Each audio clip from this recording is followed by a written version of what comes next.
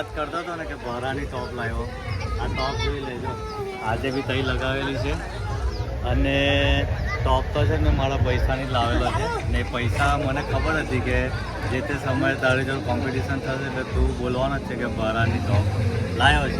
એના માટે એડવાન્સ અમે વિડીયો મેં બનાવ્યો હતો, તો એ વિડીયો તું જોઈ લેજે. વિડીયો અંદર એડ કરી દઈશું બરાબર. બહારાની છે કે આના વિશે જોઈ લેજો બરાબર.